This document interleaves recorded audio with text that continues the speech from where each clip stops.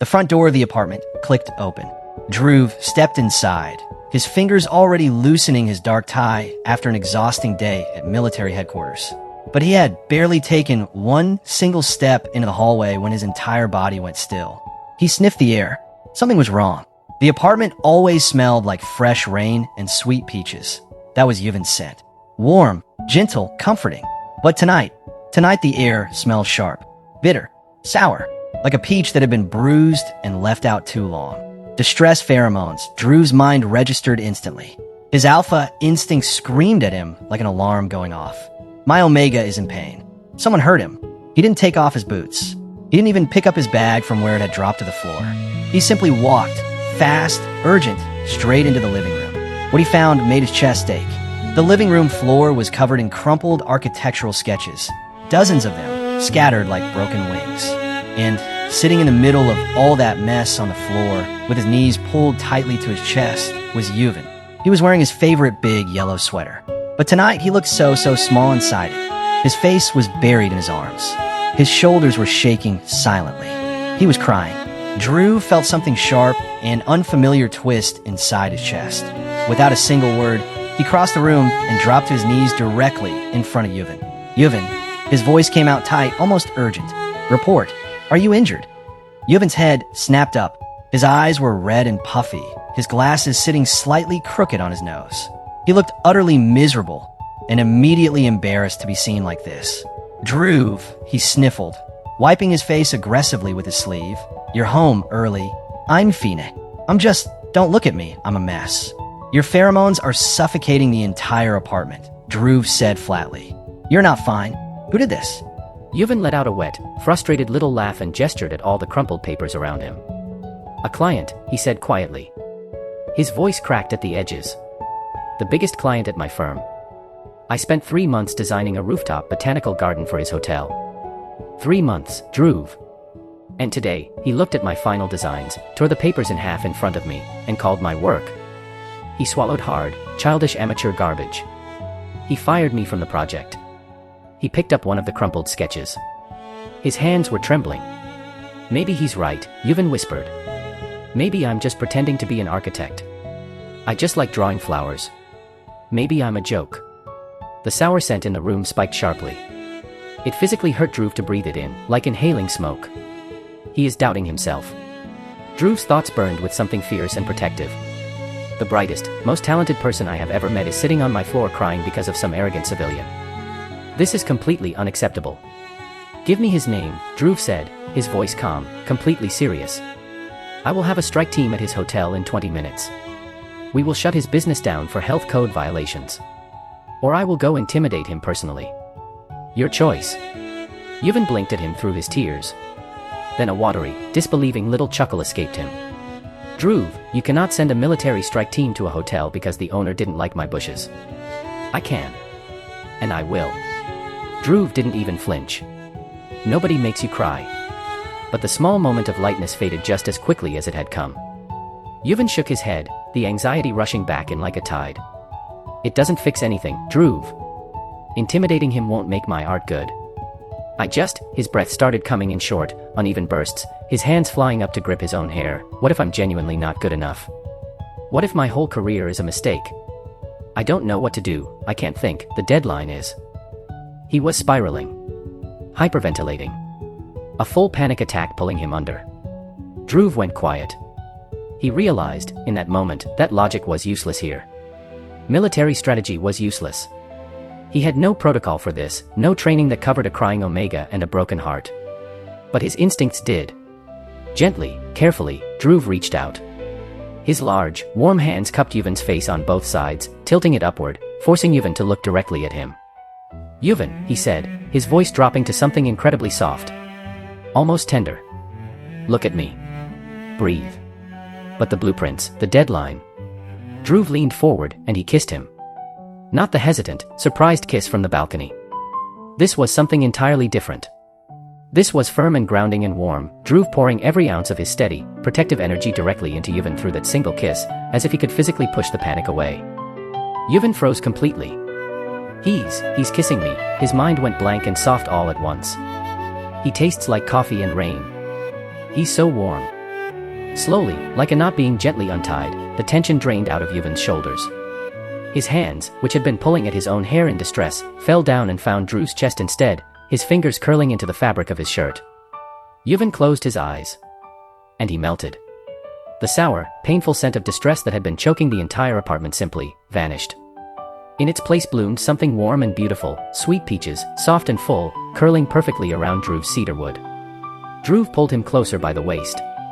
Yuvan found himself practically sitting in his lap, his fingers tangling into the short hair at the back of Drew's neck. The world outside ceased to exist entirely. He tastes so sweet, Dhruv thought, something deep and certain settling into his bones. He's safe. He's mine. I am never letting go. Thump. 15 pounds of fat orange cat landed directly onto Yuvan's lap from the back of the sofa. Meow. Loud. Demanding. Spectacularly ill-timed. Dhruv and Yuvan jerked apart, both gasping for air. Sitting proudly between them, taking up every inch of available space, was Sergeant Whiskers. The cat surveyed the situation with great importance, then very deliberately turned its back on Dhruv, and shoved its fluffy orange bottom directly into his face, demanding attention from Yuvan. Dhruv stared at the cat. The cat did not care. "Are you kidding me?" Dhruv said quietly, in the voice of a man who had just lost a war. "Sergeant Whiskers." Yuvan's face had gone completely red. "Why are you here?" The cat simply purred like a small, furry engine and rubbed its head affectionately against Yuvan's chin.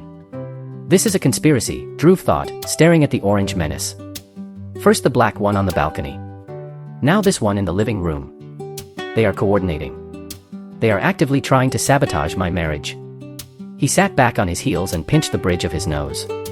And then, Yuvan started laughing. It began as a small, helpless giggle. Then it grew, warm and genuine and full, filling the entire room like sunlight coming through a window. Real laughter. The kind that makes your eyes water. The sadness in his face was simply gone, replaced by something bright and glowing. "I'm so sorry," he wheezed, barely able to breathe. He has really bad timing." Dhruv watched him laugh. And the last heavy thing inside Dhruv's chest quietly lifted away. The sour scent was completely gone. His omega was happy. He was glowing. The corner of Dhruv's mouth twitched upward, just barely, into a quiet smirk. "I am going to court-martial this animal," he said, completely deadpan, still staring at the cat. "He is being demoted to private." "Immediately. You can't demote him." Yuvan dissolved into giggles again, leaning his forehead softly against Dhruv's shoulder. "He's a war hero. He saved me from a very intense commander." Dhruv's hand reached out slowly. He rested it gently at the back of Yuvan's neck, his thumb moving in a soft, steady stroke right over Yuvan's scent gland. "He only delayed the inevitable, Yuvan," Dhruv said quietly, his eyes dropping to Yuvan's lips. "Remember that." Yuvan's laughter caught in his throat. He buried his burning face into Sergeant Whiskers' fur, hiding the enormous smile that he absolutely could not control. "I think," Yuvan thought softly, his heart so full it almost hurt, "I am completely and hopelessly in love with this robot." The sound of running water finally went quiet. The bathroom door swung open, and a soft cloud of warm, peach-scented steam drifted lazily into the bedroom. Yuvan stepped out. The tears were gone. The red, puffy eyes were gone. The weight of the entire awful day had been washed away somewhere between the shampoo and the hot water. He felt clean. He felt light. He felt like a completely different person. He was dressed in the coziest thing he owned, a massive, pastel pink oversized long-sleeve shirt that fell all the way down to his mid-thighs, almost like a soft little dress. White knee-high socks. Hair still damp and fluffy, sticking up in every direction.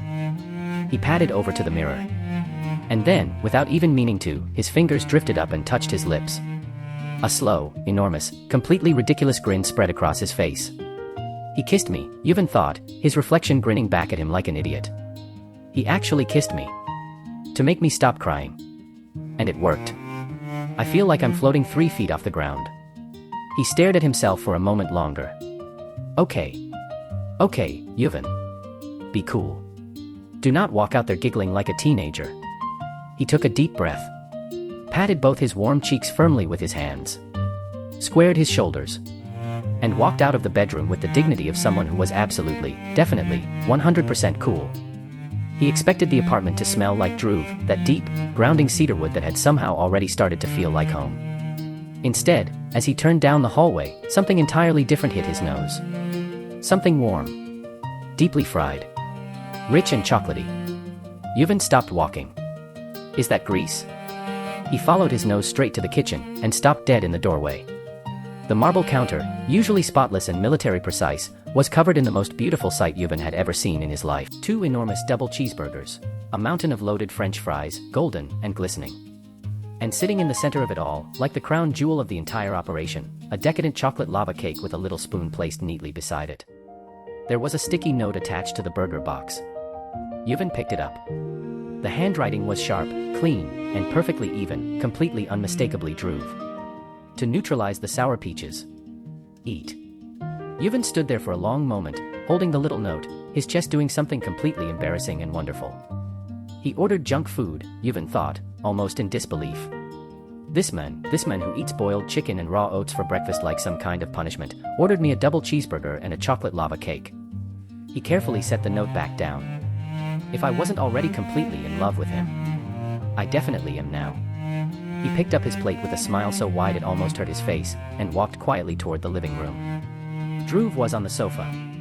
He had changed out of his uniform, gray sweatpants, a fitted black t-shirt, looking entirely too unfairly attractive for someone just sitting at home.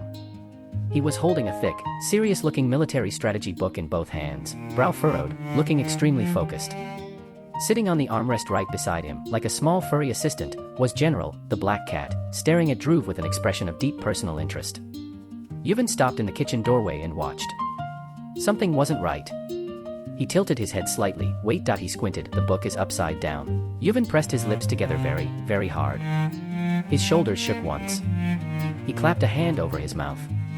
The book was completely, entirely, undeniably upside down, and Dhruv was staring at it with the focused expression of a man reading critically important information. Meanwhile, inside Dhruv's head, a completely different drama was unfolding. Did I order the right burgers? He was thinking, staring at the upside-down pages without seeing a single word. What if he doesn't like extra cheese? What if he's still crying? I shouldn't have kissed him like that. It was too aggressive. I broke protocol. I lost control. He never heard the soft footsteps approaching behind him. He never heard the quiet padding of white knee-high socks on the floor. He was completely, utterly lost in his own spiral, right up until 2 soft arms wrapped around his broad shoulders from behind the sofa. Dhruv's entire body went rigid. A warm cheek pressed gently against his. The smell of sweet peaches and vanilla body wash wrapped around him like a warm blanket, filling every corner of his senses. Whatcha reading, Commander? Yuvan's voice was barely a whisper, right against his ear. Dhruv swallowed. Advanced combat tactics, he said. His voice came out slightly rough.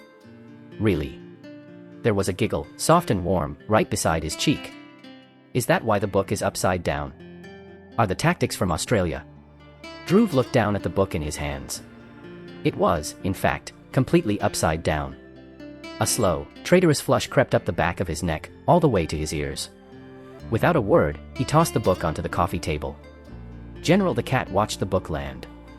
Then turned his head slowly back to Dhruv. And delivered one single, long, profoundly judgmental meow. The cat distracted me, Dhruv said, with enormous dignity, staring straight ahead and refusing to make eye contact with anyone. MHM. Yuvan rested his chin on Dhruv's shoulder. Sure he did. A small pause. And then. Smooch. Yuvan turned his head and pressed a kiss to Dhruv's cheek. Loud, deliberate, warm, and sweet. Dhruv's hands immediately gripped his own knees. His heart rate, which had already been concerning, went absolutely haywire. He could feel the exact spot on his cheek where Yuvan's lips had been, like a small point of heat that refused to fade. Thank you for the burgers, Yuvan said softly, still resting his chin on Dhruv's shoulder, his voice full of something genuine and warm. And the chocolate cake, you know exactly how to fix a broken omega, don't you? Dhruv cleared his throat. It was a tactical decision, he said, his voice admirably steady for a man currently experiencing a minor cardiac event. Sugar elevates dopamine levels. It ensures the apartment remains quiet. Yuvan laughed, bright, musical, completely delighted.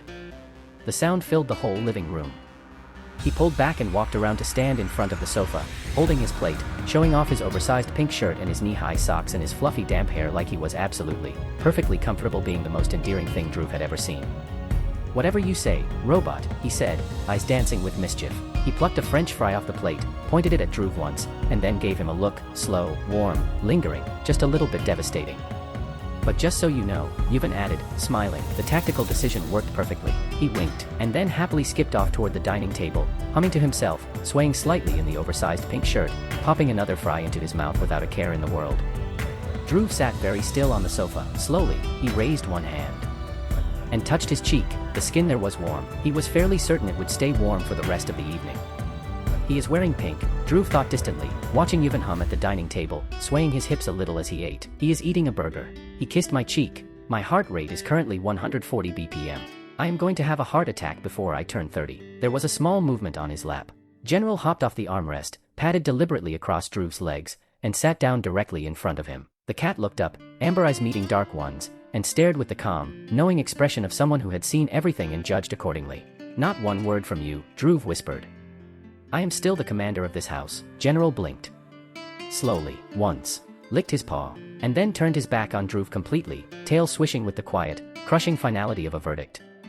You are absolutely whipped, Alpha. Dhruv leaned his head back against the sofa cushion. He stared at the ceiling for a long moment, listening to Yuvan hum something cheerful in the next room. Then, quietly, helplessly, a soft smile spread across his lips. He let out a long, slow sigh, and did not move from that spot for a very, very long time.